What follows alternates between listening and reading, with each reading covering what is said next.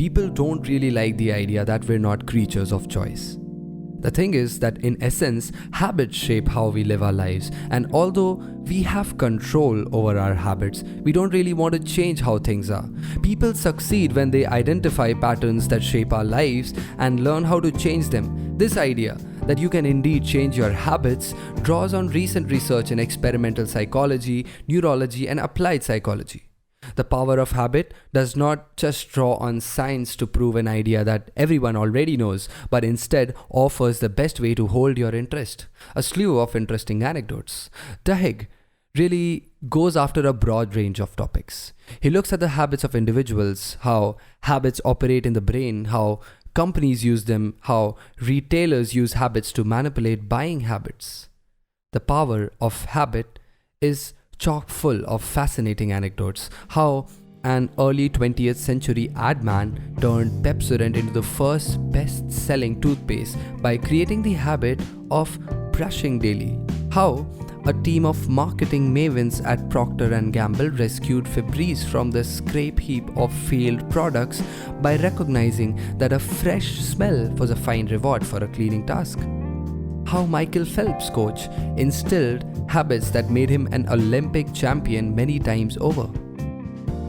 The most surprising thing that I've learned is how companies use the science of habit formation to study and influence what we buy. Take for example, Target, the giant retailer. Target collects all kinds of data on every shopper it can, including whether you're married and have kids, which part of the town you live in, how much money you earn, if you've moved recently, the websites you visit, and with all that information, it tries to diagnose each consumer's unique individual habits. Why?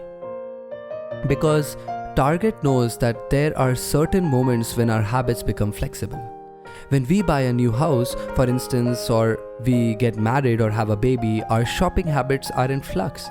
So Target studies our habits to see if they can predict major life events. And the company is very, very successful.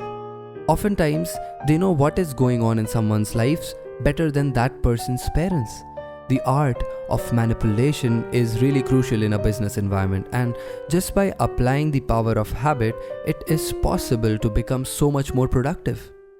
Much of our lives are ruled by unconscious habits, good and bad, but that by becoming consciously aware of the cues that trigger our habits and the rewards that they provide, we can change bad practices into good ones.